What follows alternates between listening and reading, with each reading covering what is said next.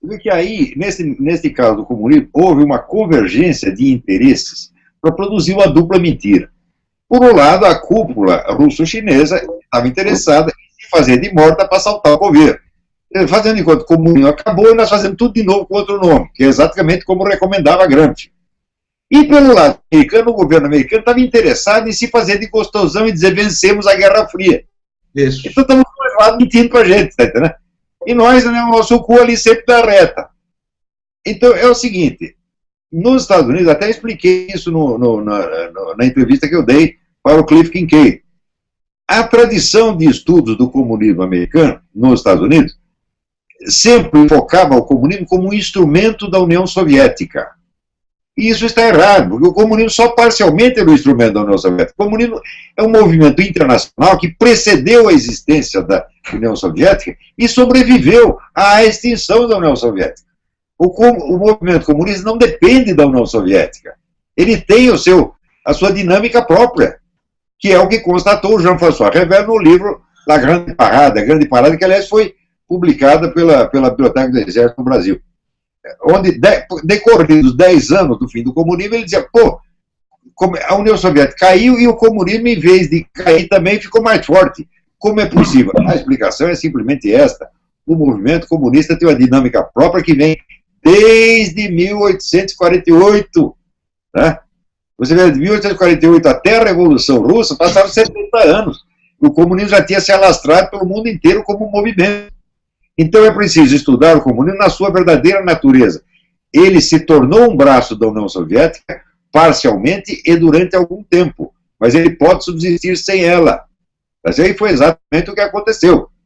Então os caras sacrificaram a União Soviética para salvar o movimento comunista, meu Deus do céu. Como já explicava, né, o homem do New Life for All, né, o Golitsyn, Anatoly Golitsyn, ele já explicou isso com antecedência, e os caras fizeram exatamente isso. Agora, se você leu o Antônio Gramsci, você veja que o Antônio Gramsci e a Escola de Frankfurt, eles foram rejeitados na União Soviética, porque Stalin não queria nada disso, nada desse revisionismo marxista dentro da União Soviética. Mas ele achou que isso seria útil no exterior. Então, quando apareceu o filósofo húngaro, Georg Lukács, né, com o livro História e Consciência de Classe, propondo uma mudança estratégica geral, o que o Stalin fez? Botou ele para correr da União Soviética, mas deu dinheiro para ele montar a Escola de Frankfurt na Alemanha e nos Estados Unidos. Então, falando, nós não queremos essa bagunça aqui, mas no exterior isso é útil. Né? Então, até hoje, aparece gente, tem aquele menino da página vermelha, dizendo que o comunismo é contra gaysismo, é contra essa putaria, etc, etc. Sim, o comunismo é contra essa putaria nos países comunistas, mas ele a fomenta fora. Você entendeu? O comunismo sempre é dialética, meu Deus do céu. E como dizia o Hegel, dialética é o espírito de contradição sistematizado. Eles nunca vão agir em linha reta, é sempre por dois lados, pelo menos. Né? Às vezes fica um pouco difícil de acompanhar, mas para isso mesmo é que existem os estudiosos especializados que estudaram, que nem eu, fiquei 40 anos estudando essa merda, para explicar para as pessoas que não têm tempo de estudar pessoalmente, porra. Agora, no Brasil, todos os caras que estudavam isso, ou estão dentro do PT, do PSTU, etc., ou não tem ninguém, nem nas academias militares. No tempo do Sarney, ele tirou a disciplina de guerra revolucionária das academias militares. Ele que os militares foram educados na plena inocência, na plena virgindade para respeito de comunismo. Então, morreu todo mundo, sobrou eu. Falou, eu sou o último cara que continua estudando essa merda. Então, eu tenho que explicar isso aí para os caras. Eu estou estudando isso desde os 17 anos de idade, meu Deus do céu. Eu conheço essa putada de trás para dentro. Eu conheço mais comunismo do que os comunistas, porra. Eu conto novidades para eles, né? Eles não sabem. Né? Isso aí é que nem maçonaria. Quando teve o filme A Flauta Mágica, me convidaram para fazer umas conferências sobre simbolismo maçônico na flauta mágica. Eu fui lá, estava cheio de maçom na plateia, eles não sabiam de merda nenhuma. Eu expliquei para eles. Comunismo é a mesma coisa. Tem que explicar o comunismo para os comunistas, meu Deus do céu. Então isso aí é um sinal, vamos dizer, da devastação cultural que tem no Brasil. E por isso mesmo, eu agradeço minha avó que me deu esse nome, que foi profético, porque Olavo quer dizer sobrevivente. Morreu todo mundo, sobrou eu, pô. Da geração anterior, sobrou só eu. Né? Então, eu estou falando para pessoas que têm 30 anos a menos do que eu, que não viram nada disso. Então, tem que fazer a ponte entre uma geração que sabia das coisas e a nova que não está sabendo de nada. But explain, if you would, please, what has happened first to your country of Brazil, how you were one of the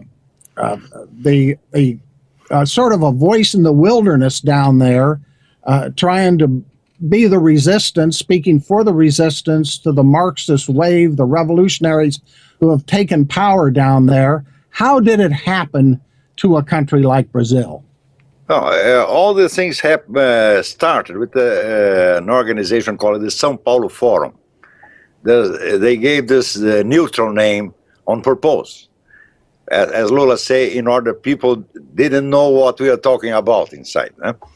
They started in 1990. It was an idea from Fidel Castro, Lula, and Lula's friend Frei Beto. They had a meeting in Havana, and they started this organization in 1990, and soon it had more than 100 organization members. This organization included legal political parties and criminal organizations, drug dealers, kidnappers, like the Chilean MIR, Movimiento de la Izquierda Revolucionaria, and the FARC, the Colombian Revolutionary Armed Forces, who has the monopoly of the drug dealing in Latin America nowadays. With a little help from Mr. Clinton, who helped the Colombian government to fight the drug dealers with the condition of not touching the political organizations. So the cartels were destroyed and the FARC got everything in their hands. In the United States, the tradition of the studies in international affairs and political science is that the subject, the agent of everything are the states. And this is not correct about communist movement, because communist movement existed 60 years before the Soviet Union and survived the Soviet Union. So communism has to be studied with a large world movement, not as only the arm of a government.